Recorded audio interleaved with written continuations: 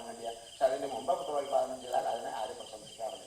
അപ്പം അതുകൊണ്ട് ഇന്ദ്രിയങ്ങൾ വിഷയങ്ങൾ അനുഭവിക്കാനാണ്. പക്ഷെ അതിന് ട്രാഫിക് റൂൾസ് ഉണ്ട്. അതിനനുസരിച്ച് പ്രയോഗിക്കുക. അതാണ് അവിടെ ശ്രീരാമചന്ദ്രൻ്റെ മഹത്വം. ആ ബ്രഹ്മചര്യം ജിതേന്ദ്രിയാണ്. എന്താ ജിതേന്ദ്രിയം എന്ന് പറഞ്ഞാൽ?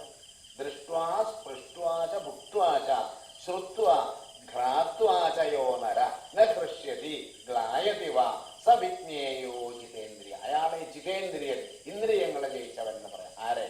ശ്രുത്വ, ദൃഷ്ട്വ, സ്പൃഷ്ട്വാച ഭുക്ത്വാച. ദൃഷ്ട്വ കണ്ടിട്ട്, എന്ത് കണ്ടാലും ന ഹൃഷ്യതി ഗ്ലായതി, സന്തോഷിക്കുന്നുമില്ല ദുഃഖിക്കുന്നുമില്ല. അതായത് കണ്ടു എന്ന് മാത്രമേ ഉള്ളൂ, മനസ്സിനെ ബാധിക്കുന്നില്ല. നമുക്കതല്ല, നമ്മൾക്ക് പ്രിയപ്പെട്ടവരെ ചിലരെ കണ്ടാൽ സന്തോഷമായി, ഇഷ്ടമില്ലാത്തവരെ കണ്ട വെറുപ്പുമായി. ഈ മഹാനദീനെ ഒന്നിപ്പോൾ ഞാൻ ശബനം കണ്ടപ്പോൾ വെറുപ്പ്. ഇത് രണ്ടുമില്ല ജ്ഞാനികൾക്ക്. കണ്ടു, ഈ ഇവിടെ വരെ വരാവും. മനസ്സിനെ ആകർഷിക്കരുത്. മനസ്സിനെ ആകർഷിച്ചാൽ അബദ്ധായി. അതാണ് വിരാട് രാജ്യത്ത് പാണ്ഡവന്മാരുടെ അജ്ഞാതവാസകാലത്ത് അവിടെ പാഞ്ചാലി ഉണ്ടായിരുന്നു. ആ രാജ്ഞിയുടെ തോഴിയായിട്ട് നിൽക്കുകയാണ്. രാജ്ഞിയുടെ സഹോദരനാണ് കീചകൻ, വിരാട് രാജാവിൻ്റെ. കീചകൻ ഒരു ദിവസം പെങ്ങളെ കാണാൻ പോയപ്പോൾ നല്ല സുന്ദരിയായിട്ടുണ്ട് തോഴി. അയാൾക്ക് പിന്നെ ഏത് കണ്ടാലും സഹിക്കില്ല. പെങ്ങളോട് ചോദിച്ചു, ഏതാ പുതിയൊരു തോഴി? പെങ്ങൾക്ക് മനസ്സിലായി, ഇവിടെ ആങ്ങളെ നല്ലോണം അറിയാതെ എനിക്ക് വേണ്ടാത്തതിന് പോകണ്ട. അവൾ പതിവ്രതയായിട്ടുള്ളൊരു സ്ത്രീയാണ്. അവൾക്ക് 5 ഭർത്താക്കന്മാരാണ്. 5 ഭർത്താക്കന്മാർ, 5 ഗന്ധർവന്മാരെന്ന് അവിടെ പറഞ്ഞില്ല. കാരണം അജ്ഞാതവാസമാണ്. ഇവർ താമസിക്കുന്നത് കണ്ടുപിടിക്കരുതല്ലോ ദുര്യോധനാദികൾ.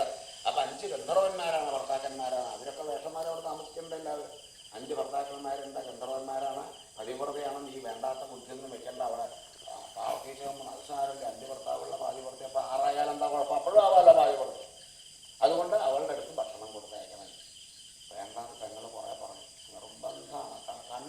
കണ്ടില്ലെങ്കിൽ കുഴപ്പമില്ല, കണ്ടതോടുകൂടി കഴിയുക. പിന്നെ അവളെ എനിക്ക് കിട്ടണം. അവസാനം പാഞ്ചാലിയെ നിർബന്ധിക്കണം അവന് ഭക്ഷണം. കാരണം അങ്ങനെ ഒരുത്തനാണ് അവന്. പാഞ്ചാലി ഭക്ഷണം കൊണ്ടുപോകുന്നത്. ഭക്ഷണം കൊണ്ടുപോകുമ്പോൾ അയാൾക്ക് ഭക്ഷണമൊന്നുമല്ല വേണ്ടത്, അയാൾക്ക് പാഞ്ചാലിയെ വേണ്ടത്.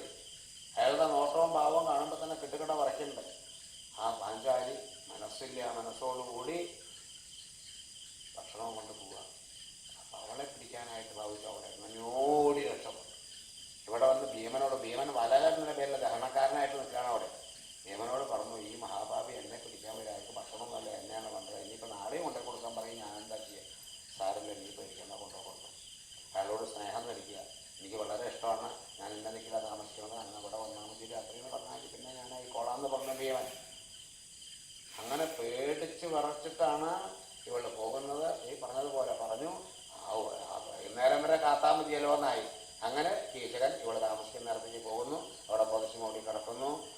നീ ഉറങ്ങിയല്ലേ, ഞാൻ വരാൻ വഴിക്കില്ല എന്നൊക്കെ ചെയ്ത് തൊട്ട് കഴിയുമ്പോൾ നല്ല കട്ടിയുള്ളത്. ഉള്ളിൽ ഭീമനാണ്. കുറച്ച് കഴിഞ്ഞപ്പോൾ ചാടി എണീട്ട ഇട്ടിച്ച യുദ്ധമായി കീചകനെ പോകുന്നു. ഈ വിഷവും വിഷയവും തമ്മിലുള്ള വ്യത്യാസം തെറ്റാണ്. വിഷം കഴിച്ച ആളെ മരിക്കുള്ളൂ, വിഷയം കഴിക്കേണ്ട, അനുഭവിക്കണം എന്ന് വിചാരിച്ചാൽ തന്നെ അവൻ നശിക്കും. കീചകൻ ദ്രൗപദിയെ അനുഭവിക്കണമെന്ന് ആഗ്രഹിച്ചു. അപ്പോഴേക്ക് ഭീമൻ കീചകനെ തന്നെ പോകും. ഇല്ലേ? എന്തേ കാരണം? ഇന്ദ്രിയങ്ങളെ നിയന്ത്രിക്കാൻ കഴിയുക. ഇപ്പം ദ്രൗപദിയെ കണ്ടില്ലെങ്കിൽ കുഴപ്പമില്ല, കണ്ടതുകൊണ്ടാണല്ലോ.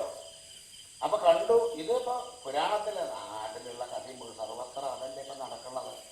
പിന്നീട് സർവനാശത്തിൽ ചെന്ന് കലാശിക്കുക. അപ്പോൾ കണ്ടാലും മനസ്സ് ചലിക്കരുത്. സ്പർശിച്ചാലും ഇവള് ആ കഥകളിലൊക്കെ ഉണ്ട്. ക്ഷുടീന്ദ്രപത്നിയുടെ വാണിൽ നിശമ്യ പുനരേണീ വിലോചന നടുങ്ങി മിഴിയിണ കലങ്ങി വിവശതയിൽ മുങ്ങി പല തടവുമതിരു പുനരവളോടു പറഞ്ഞളവോ പരുഷമൊഴി കേട്ടുടനടങ്ങി